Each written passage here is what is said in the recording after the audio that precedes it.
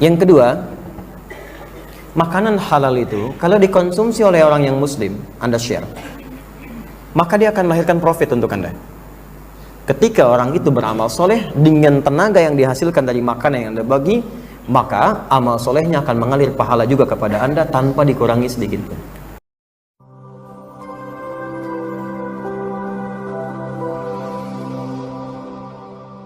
Cari baik-baik. Nah, sekarang di sini yang dimaksudkan ketika dikerjakan iman menguat, pahala banyak. Apa amalannya? Nah, jadi ini salah satu petunjuk dari Nabi. Kalau kita kerjakan amalan ini, iman kita otomatis akan menguat. Dan kalau sudah menguat, ini senang amal soleh. Kalau senang amal soleh, otomatis akan mengantarkan pada derajat ihsan. Kalau sudah ihsan, sudah.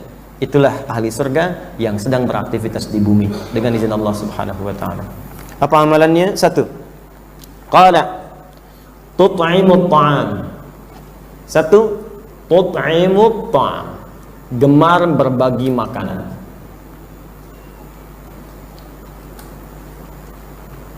Sudah? Gemar berbagi makanan. Ta'am itu beda dengan akal. Ya. Kalau akal itu masih umum. Akala ya'kulu aklan, segala yang bisa dimakan. Ya. Beras bisa dimakan? Bisa, potensial dimakan. Dimasak, dimakan. Segala yang bisa dimakan. Kurma, dimakan. Segala yang potensial, sagu bisa dimakan. Tapi kalau sudah dihidangkan, jadi masakan, atau yang siap saji, yang bisa dikonsumsi, itu merubah kemudian maknanya dari akal jadi ta'am. Jadi ta'am. Di ta'am itu, teman-teman sekalian, mohon maaf, itu lebih spesifik biasanya kepada makanan yang siap dikonsumsi. Jadi nggak ngerepotin orang masak lagi. Jelas ya? Baik.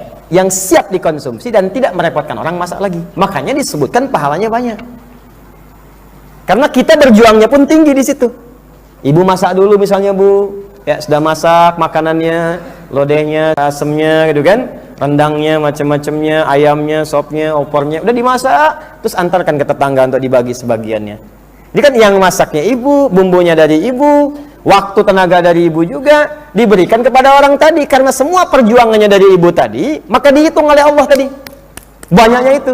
Makanya ketika di-share dibagi, pahalanya lebih banyak dibandingkan ngasih mentahan. Paham ya? Ini mesti kita gali nih bahasa hadisnya. Ya, kenapa pahalanya bisa banyak men-share makanan itu dalam bentuk makanan jadi yang pokok tadi? Karena memudahkan orang untuk mengonsumsinya. Jelas ya? Nah, sekarang ini peluangnya banyak, Pak. Peluang banyak. Kami tim sebagian ke Lebak kemarin. Allahu Akbar, ada yang belum tersentuh sama sekali. Ya udah, lumpurnya masih banyak, sekolah juga nggak bisa dipakai, rumah-rumah hancur banyak dan sebagainya. Ya Masya Allah, Allahu Akbar. Ya, kita kadang-kadang disentuh oleh Allah lewat kejadian tertentu supaya iman kita di situ tuh dicek, masih ada iman nggak? Masih kuat nggak? Orang kena banjir, apa yang bisa kita kerjakan? Jangan sampai terjadi ada musibah harga dinaikin.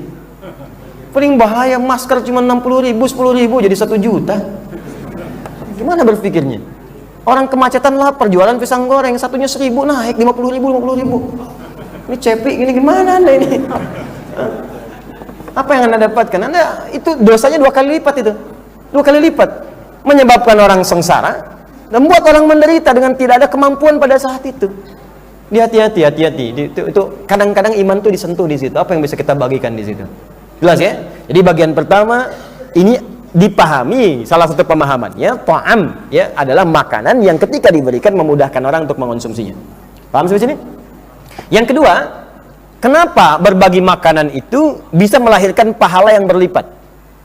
Karena kalau Anda benar, makanan itu dengan cara yang halal, semua sumbernya halal, dan diberikan pada orang lain, maka dia akan punya 2 keutamaan lagi.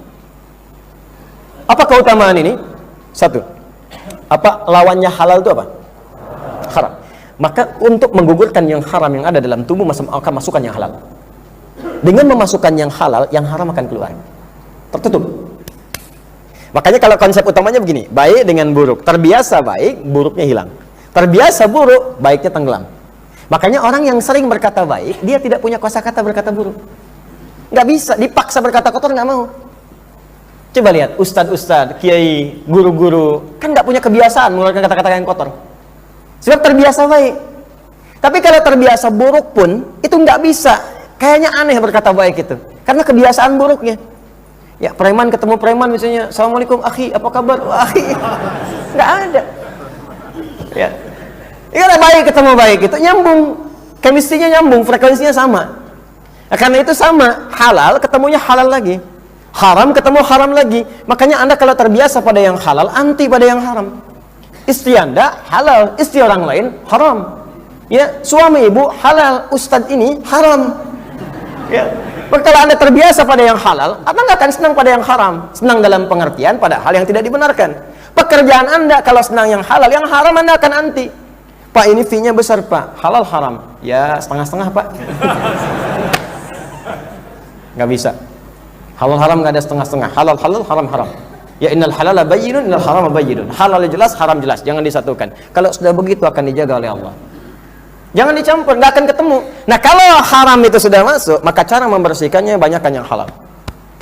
Sama dengan maksiat. Maksiat itu bisa hilang dengan taat. Jadi kalau terbiasa banyak berbuat maksiat, jangan putus asa. Tobat aja dulu. Tobat dikerjain lagi, terus tobat. Sampai tobat itu menghentikan perbuatan maksiat. Ya, jadi kalau Anda tobat bisa kan masih dikerjakan juga, nggak apa-apa, tobatnya jangan berhenti. Tobat lagi, jalankan tobat lagi sampai maksiatnya berkurang dan Anda pun terus bertobat walaupun belum hilang seluruhnya, tapi dalam keadaan Anda berjuang untuk tobat, maka boleh jadi Allah tuliskan kematian Anda dalam status orang yang sedang bertobat. Makanya saya sering katakan, Allah mencintai pelaku maksiat yang tobat dibandingkan orang soleh yang tidak pernah merasa salah. Dan tidak ada manusia sempurna, termasuk saya, kita. Gak ada yang sempurna, pasti pernah salah. Tapi di antara kesalahan terbaik itu yang diperbaiki, bukan dipertahankan. Ya, kita koreksi di situ. Nah, maka caranya bagaimana? Yang soleh masukkan, yang salah otomatis akan keluar. Yang halal masuk, yang haram akan keluar. Maka ketika orang tua mendapati anaknya sering berbuat maksiat, coba dicek, barangkali ada perbuatan-perbuatan taat yang belum diturunkan kepada anak. Jika ada orang berbuat buruk karena maaf, hartanya haram didapatkan, maka sentuh dia dengan yang halal. Sentuh dengan yang halal. Nanti yang halal ini ketika masuk ke dalam tubuh akan menutup yang haram-haramnya. Bahaya yang haram itu begini Pak, bukan hanya menanam bara neraka. Yang haram itu akan menutup pintu hidayah di setiap pusat informasi yang didapatkan. Quran surah 6 ayat ke-25. Wa fi adhanihim waqra. Kalau ada orang makan yang haram, maka akan masuk mengalir bersama darah. Kalau ke telinga nanti jadi sumbatan, jadi daging tersumbat telinganya. Bukan nggak bisa dengar, tapi kalimat-kalimat baik nggak masuk. Pintu hidayah susah. Allahu Akbar, nggak nyampe ke telinganya. Walaupun sering saya katakan, ini rumahnya, ini masjid cuma 5 meter, speaker masjid ke rumahnya begini, itu masih belum dengar. Tapi konser musik, nyampe di Senayan, jaraknya 50 kilo, nyampe. Artisnya belum datang, tiketnya udah habis. Bahkan artis gak jadi datang pun masih habis juga. Nah, ini ustadz datang sendiri, bayangin, nerangin sendiri, rekam sendiri, nulis sendiri, ngapus sendiri, semuanya ada, masih belum tersentuh juga. Ya, tawaran tinggi gitu kan, kadang-kadang ada snacknya pula, masih belum tersentuh. Kenapa? Ya tadi wa fi adhanihim waqra. Ya, ada yang lebih dahsyat lagi. Maaf, khatamallahu ala qulubihim wa ala absarihim. Di matanya itu ada penutup. Coba bayangin gini, Anda lewat masjid pulang kerja, melihat masjid, orang-orang ke masjid itu kan hidayah. Mudah bagi Allah menjalankan Anda lewat jalur yang lain. Tapi kenapa Anda lewat situ? Itu hidayah. Kalau imannya masih kuat, halalnya kuat, haramnya itu kemudian hilang, terkikis, maka yang haram-haram di mata akan ditutup dengan yang halal. Hilang, dibuka kemudian, terbuka pandangan. Maka mata akan memandang dengan pandangan iman. Allah, banyak orang ke masjid, mampirlah dia ke masjid itu. Tapi kalau kemudian pun tertutup ini, wa'ada absari merisyawa, halalnya tertutup, haramnya terkumpul di situ, maka ini yang menyebabkan sulit. Dengar adzan nggak suka, lihat orang ke masjid kemudian jadi sentimen, dan seterusnya. Paham sampai sini? Nah, maka sering-sering berbagi makanan dengan cara yang halal, boleh jadi dari pembagian itu bahkan ada asbab hidayah. Asbab hidayah bagi orang yang menerimanya. Makanya Nabi sering katakan berbagi, dan jangan lihat siapa yang dibagi. Coba teman-teman, maaf ya, teman-teman bahkan yang masih pakai seragam dan sebagainya, bukankah di kantor mungkin tidak semuanya sama-sama muslim, tidak semuanya beriman? Kenapa saat jam makan misalnya Anda ada rezeki lebih, ajaklah dia, jangan pilih-pilih. Ajak yang non-muslimnya, terapkan hadis nabinya, bawa dia, yuk makan yuk, saya yang traktir, gitu aja di lisan. Lalu ketika itu berikan dengan yang halal, niatkan, ya Allah saya niatkan dengan makannya dengan izinmu ya Allah, berikan hidayah kepada kawan saya Saya ingin bersamanya di surga dengan izinmu ya Allah. Kau kumpulkan saya di dunia, jangan pisahkan kami di akhirat. Niatkan. Makanya dalam berinfak tuh nggak pilih-pilih dalam urusan harta. Jangan karena tangan anda non muslim anda tinggalkan, yang muslim anda ajak. Tidak, ajak dia. Ini diajak muslim aja. Kemana nih bos? Oh makan. Saya kok nggak diajak? Kamu kafir sih. Oh. Nggak begitu caranya. Ajak. Traktir, makan. Tumben ya hari ini traktir. Bukan saya tumben. Nabi lewat hadis memerintahkan saya membagi. Gitu. Besoknya dia tanya lagi, bro, Nabi sudah memerintahkan bagi lagi bro? Alhamdulillah sudah mengakui Nabi Muhammad kan, sudah mengakui lagi. Awalnya canda, lama-lama dia tertarik. Karena yang halal terus masuk, yang haram keluar. Kalau sudah semakin banyak masuk yang halal, lama-lama akan lebih banyak tertarik. Punya Quran nggak di rumah? Dan nanya tuh. Hadis yang kemarin yang kamu bilang tuh mana sih? Dan nanya tuh, itu udah pertanda tuh. Masukkan, nih bukunya nih sengaja Ustaz Adi tuh sampai asli dari Nabi, nggak ada Indonesianya. Aku pengen yang terjemahan aja. Dia. Itu akan lebih cepat Pak masuk. Nah itu bagian pertama. Yang kedua, makanan halal itu kalau dikonsumsi oleh orang yang muslim, Anda share, maka dia akan melahirkan profit untuk Anda. Ketika orang itu beramal soleh dengan tenaga yang dihasilkan dari makanan yang Anda bagi, maka amal solehnya akan mengalir pahala juga kepada Anda tanpa dikurangi sedikit pun. Hadisnya sahih, ya hadis Muslim. Man dalla ala khairin falahu ajruhu mithla addi fa'ili min ghairi an yankusa min addi syai'. Man sanna fil islami sunnatan hasanatan falahu ajruha mithla addi fa'iliha min ghairi an yankusa min addi syai'. Dua hadis. Kata Nabi, siapa yang menghidupkan sunnah-sunnah dalam Islam, ini kan sunnah Nabi, Nabi yang sampaikan. Berbagi makanan sunnah Nabi. Siapa yang hidupkan itu lalu dikerjakan oleh orang lain seterusnya, entah dia kemudian mengerjakan berbagi makanan lagi, bisa jadi demikian, atau hadis yang pertama tadi difasilitasi dengan makanan, ditunjukkan lewat yang halal lalu diamalkan dengan amalan tertentu.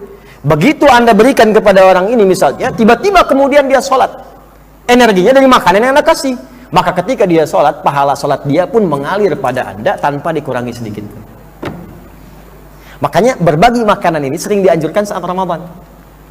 Karena Ramadan itu bisa melipat gandakan pahala amalan setidaknya sampai 10-100 kali lipat hari biasa. Nanti di Al-Bukhari, nanti saat masuk dekat bulan Ramadan kita ngaji fikih itu saja. Nanti saya punya kumpulan hadis Imam Al-Bukhari tentang puasa semua. Ya. Wal hasanatu bi asyri amsalihha, khusus untuk puasa. Jadi nanti amalan yang kita kerjakan di hari biasa saat Ramadan itu minimal 10 kali lipat lagi. 10 kali lipat lagi. Makanya ada hadis spesifik berbagi dengan orang saat berpuasa itu, maksudnya saat menjelang buka untuk bukaan atau sahur, sekalipun cuma sehirup air. Kalau sekarang 1 sedotan lah. Ya, tapi itu kalimatnya kalimat awas sinekdok pas prototo. Ya, sebagian mewakili keseluruhan. Maksudnya jangan dikasih nih, ayo sini, buka dulu. Begitu disedot udah cukup. Kok cuma 1 sedotan? Hadis Nabi. Bukan begitu cara memahaminya. Walaupun yang Anda punya cuma 1 sedotan, maka bagi. Kenapa berbagi ini saking pentingnya? Bayangkan Ramadan, berapa banyak orang beramal saat Ramadan? Saya nggak kebayang, Masya Allah. Kebayang nggak? Nggak. Anda siapkan makanan menjelang buka, Anda kasih tuh. Begitu dia buka, Allah, bukankah malam tuh waktunya ibadah? Sholatnya, tarawihnya, tilawah Qurannya, bangun malam, energi masih ada, terus bangun lagi dia. Berapa pahala yang kita dapatkan? Kalau malam itu bertepatan dengan malam Al-Qadar, Anda suplai ke masjid untuk i'tikaf, walaupun cuma buahnya, walaupun cuma teh manisnya, kopinya ditaruh oleh Anda, dan dengan itu dia bangun malam, terus dia ibadah, Allahu Akbar, Anda ketiduran. Setiap dia ibadah ngalir buat Anda. Tapi jangan salah menyimpulkan, awas, Ramadan tahun ini ngasih makanan aja, saya tidur.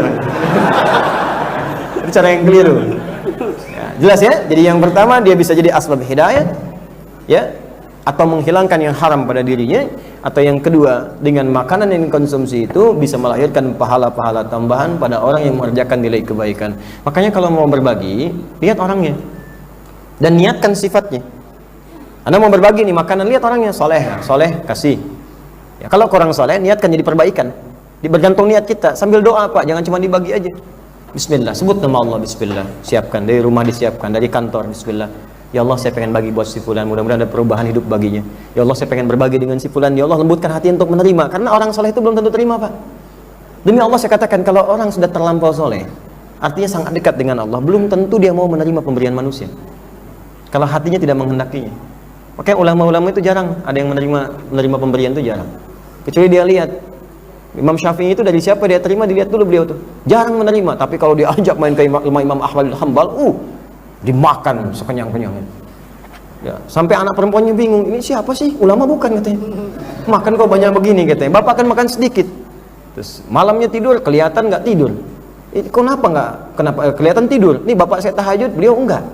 Ini gimana katanya kan? Tapi setiap tanya bapaknya, jangan prasangka buruk. Nah itulah orang tua yang hebat tuh. Kalau ada guru berbuat sesuatu yang mungkin Anda rasakan tidak biasa, jangan kemudian dikesankan dulu. Pantas nih Ustadz bid'ah nih, hati-hati begini, salah. Tidak. Jangan seudon dulu, lihat dulu. Kata Imam Ahmad, tanya aja deh sama guru langsung. Jangan-jangan nanti keliru. Besoknya ditanya, Tuan Guru katanya, kenapa? Saya lihat Anda makannya kok nikmat sekali. Bapak saya Imam Ahmad makannya sedikit, tapi Tuan Guru kok banyak sekali. Gini ya, saya udah survei di wilayah ini. Yang paling soleh itu cuman bapak kamu. Makanya mumpung ada di rumah bapak kamu, pasti makanannya halal semua. Jarang-jarang saya dapetin yang begini. Tuh, nikmat nih dari Allah. Oh begitu katanya. Yang kedua, kenapa Tuan Guru malam tadi kok kelihatan nggak tahajud seperti bapak saya tahajud, Tuan Guru kok nggak tahajud katanya. Kamu tahu nggak, tahajud itu amalan pribadi. Bapak kamu sholat untuk pribadinya. Saya itu kelihatan nggak tidur, nggak tahajud karena saya sedang merumuskan persoalan. Saya selesaikan 70 persoalan sampai malam ini. Persoalan itu terkait dengan khalayak banyak. Ketika saya jawab itu semua, mereka mendapatkan bagian kemudahannya, mereka beramal, pahala untuk mereka mengalir bagi saya. Sekarang menurut kamu tinggi mana? Amalan pribadi atau sosial? Oh iya ya Tuhan. Tuh. Hal-hal semacam itu yang kita tambahkan sekarang ini. Dicari orang-orang baik itu. Mungkin Anda titipkan. Mungkin bisa lewat apa, lewat sejadah, lewat pakaian, lewat ini, macam-macam. Karena mungkin mereka tidak sempat untuk bekerja dalam kehidupannya. Kalau yang soleh benar, bukan ustadz yang bisnis. Ya. Kalau itu nggak usah dibantu, kalau bisa bantu tuh. Ya. Dulu ketika Mbah Bisri terkenal, itu ada Kiai Alim di Rembang namanya Kiai Makbul. Dulu ketika Mbah Imam Sarang terkenal, ada Mbah Zubair. Itu mesti ada. Ada ulama masyhur, ada ulama masyhur. Dulu ketika Imam Syafi'i terkenal, ada namanya Syaiban Ar-Ra'i yang nggak terkenal. Dulu itu biasa, orang terkenal kerjasama dengan yang tidak. Sama-sama alim, tapi sama-sama alim. Itu wes Al-Qarni, sehingga dia tidak mungkin kena hisab. Jadi duit itu tidak blas, ben ana wong ra di duit dene ra disalahno pengira. Beras itu tidak blas, ben kalau malam itu gak ana wong di beras dene ra disalahno. Kewani. Oh, rawani kan. Di beras sak pintale cek wedi. Ya tapi kira usah terus darani Kiai liya sing iddikhar salah nggih boten. Ana ilmune Sayyidina Umar iddikhar, Rasulullah nggih nyimpen. Wong Rasulullah nak ngendikan ngeten, khairus sedekah makana anduh dingina. Api-apike sedekah iku sing sisane wae kowe cek ketok sugih.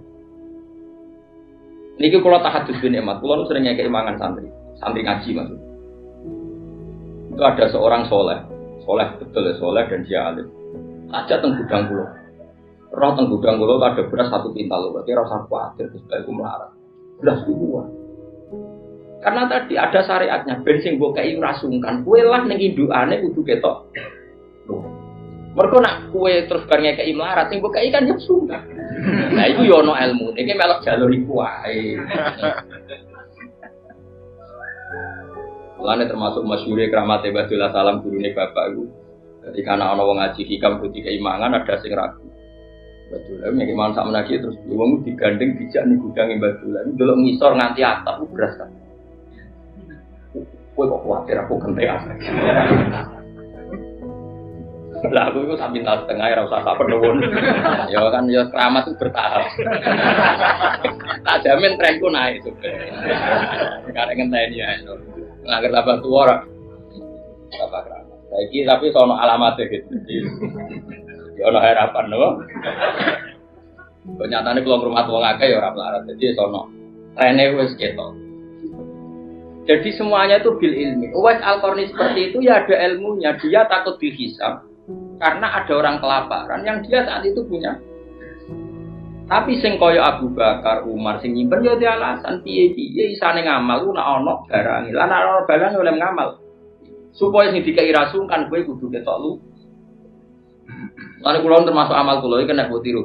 Aku nek duwe dhuwit tak ditopas. Yo topas yo ono 100.000 semua 100. Jadi perasaanku duitku itu koyo Nazarudin.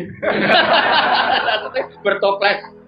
Isinya yo ora akeh, tapi ono 50.000 satu. Jadi aku nak ngekeki kayate madang 50.000 kadang ono tamu tak kei satu. Sawangan kok iso wae musak.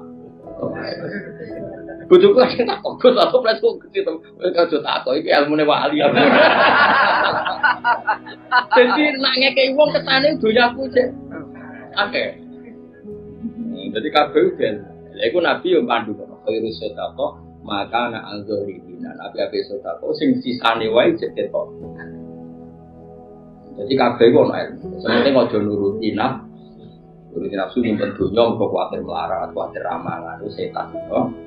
Iblis itu. Wa setan ya itu mulfaqra wa ya'murukum bil fahsya. Setan itu mengancam kamu kalau sedekah kok kowe iki redaksine Allah as-setanu ya itu kumul fakro. Setan itu ngancam kowe nak sering sedekah kowe diparingi. Tapi nak dikelola secara syariah tadi itu tidak sih. Hanya kamu punya dua pilihan. Madzhab Abu Bakar itu yang angel ke sukses. Harus kayak lagi lo mau itu yang angel. Terus jumlah yang dikasihkan miliar, bukan 1 juta. Tadi tak hitung. Usman tadi berapa? 1.000 dinar itu yang rupiah dinar itu loh, belum onta, belum itu 1.000 dinar. 1 dinar 4,2 gram itu sekitar 1.000 apa? 4.000. 4.000 gram. 4.000 gram kali 500.000. Ono 2 miliar. 2 miliar. Ikuti yang dikekno perang Tabuk, belum sedekah-sedekah yang lain. Sampai Kanjeng Nabi saking sungkane muni ngene. Nabi dawuh ngene, "Wis man kowe nglakoni apa wis ra ngarah disiksa pengira." Saking kakeane. Lah bar ngekeki emas dik takok ngene, "Ya Rasulullah, lalu kafilah yang berangkat ke Tabuk itu butuh kuda berapa?" 1.000. Saya nyumbang 200 sak. Pakaiane sak konsumsi.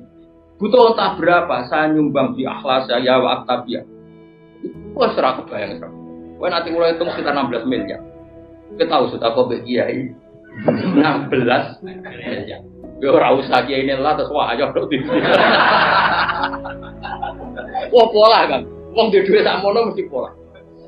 Nah, contoh ayo kalah tapi mesti orang kepikiran jadi kepikiran. Duit sama ini kok bojo wis tua. Mulane ra usah. Biasa ra usah kok 200.000. Nang dia ini coba listrik bener.